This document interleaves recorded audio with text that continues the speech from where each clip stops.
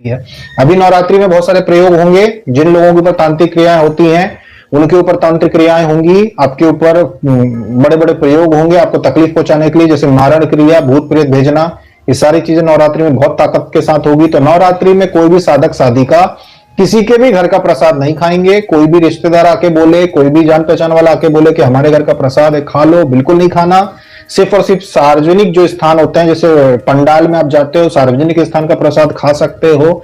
सार्वजनिक स्थान पे आप कोई भी चीज करो। कन्या भोजन में बच्चे जाते हैं तो उनपे इनका चीजों का असर नहीं होता है, तो वहां पे भी कोई दिक्कत नहीं है। पर आपके घर में अगर कोई किसी भी प्रकार का प्रसाद लाके अभी दे, चिरंजी दाना, परमल या कोई भी किसी भी प्रकार का प्रसाद, उसको आप ठंडा कर दो, यानी कि ले लो पर खाओ मत। उसको आप कहीं भी बगीचे में जीव जंतुओं के खाने के लिए, बगीचे में पौधे के नीचे कहीं भी आप उसको डाल दो, वो अपमान करना भी नहीं हुआ। सड़क पे भी नहीं फेंकना है अपने को, पर खाना नहीं है, कुछ भी हो जाए, कितना भी अच्छे व्यवहार हो, कितना भी अच्छा सामने वाला व्यक्ति हो, कोई भी नवरात्रि में किसी भी प्रकार का प्रसाद आपको दे, उसको खाना नहीं। क्योंकि लोग अपने घरों में पूजा पाठ करते हैं, अपने घरों में सारी चीजें करते हैं, तो अपने घर का प्रसाद खुद ही खाएं। अगर कोई भी व्यक्ति आके आपको दे रहा है तो मत खाओ।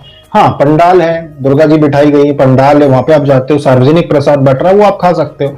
किसी के घर में माता जी की स्थापना होती है, कि भाई माता जी की स्थापना होती है और उसने आपको प्रसाद ला के दिया कि हमारे घर ये स्थापना है, माता जी का प्रसाद है, तो उस प्रसाद को आप लो और ठंडा कर दो। चाहे कोई भी व्यक्ति कितना भी अच्छा क्यों ना हो, भगत हो, कितना भी क्यों ना हो, नवरात्रि में मत लेना किसी से भी ये। क्योंकि हमने देखा है नवरात्रि में, ये विशेष तौर पर देखा है कि भाई नवरात्रि में लोग चीजों को करते हैं और ले जाके खिला देते हैं, तो वो चीज मत करो। कोई व्यक्ति है, उसके घर में अगर स्थापना भी होती है, पूजा पाठ भी होती है, वो प्रसाद दे, उसको भी ठंडा कर दो। क्योंकि किसके मन में क्या है आप नहीं जानते। बहुत सारे लोग ऐसे होते हैं, इनको सवारी आती है, जो लोगों को ठीक तो करते हैं पर 2% लोगों के ऊपर क्रियाएं भी करते हैं। मतलब 98% लोगों को ठीक करते हैं, और 2% जिनसे वो जलते हैं कि भाई ये अपने सामने झुकते नहीं है, ये अपने घर में आके प्रसाद चढ़ा के नहीं जाते हैं, अपने घर में ये माता की और अपनी देवी को ये क्यों नहीं मानते, तो 2% लोगों पे वो उठा के क्रियाएं कर भी देते हैं। ये चीजें होती हैं। तो इसीलिए नवरात्रि में खास करके ये दशहरा आने तक